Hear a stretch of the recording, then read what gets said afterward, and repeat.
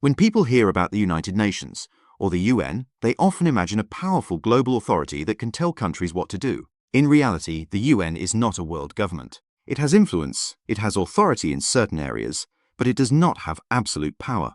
Think of it less as a ruler of the world and more as a very large international forum designed to keep dialogue going and prevent global chaos when tensions rise. The UN was created after the Second World War with one main aim: to promote peace, cooperation, and stability between countries. Almost every country in the world is now a member, but membership does not mean giving up sovereignty. Each country remains fully in control of its own laws, borders, and decisions.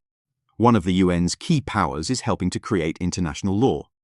This happens through treaties and conventions covering areas such as human rights, climate change, and the rules of the sea. However, these laws only apply to countries that choose to sign and ratify them. The UN cannot force a country to sign an agreement, and it cannot automatically punish countries that ignore treaties they never agreed to in the first place. Another important role of the UN is authorizing sanctions or military action, which is handled by the UN Security Council. The Security Council can approve economic sanctions or allow the use of force in serious situations, such as threats to international peace. However, 5 permanent members of the Security Council, the United States, the United Kingdom, France, Russia, and China, each have veto power.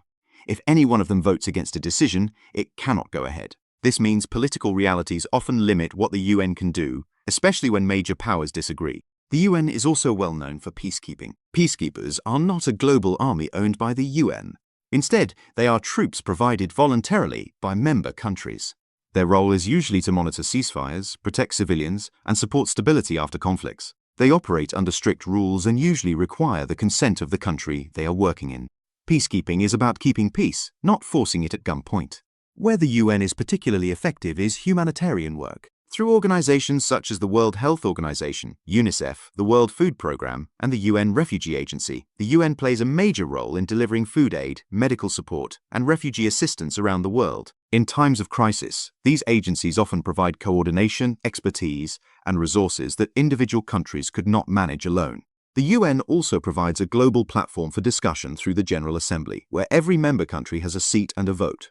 While most General Assembly resolutions are not legally binding, they carry political weight and can influence global opinion. This forum allows countries to raise concerns, apply diplomatic pressure, and keep international dialogue alive, even when relations are strained.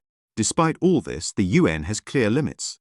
It cannot force powerful countries to comply with its decisions. It has no global police force and no automatic enforcement mechanism. National sovereignty always comes first, and major powers retain significant control over outcomes.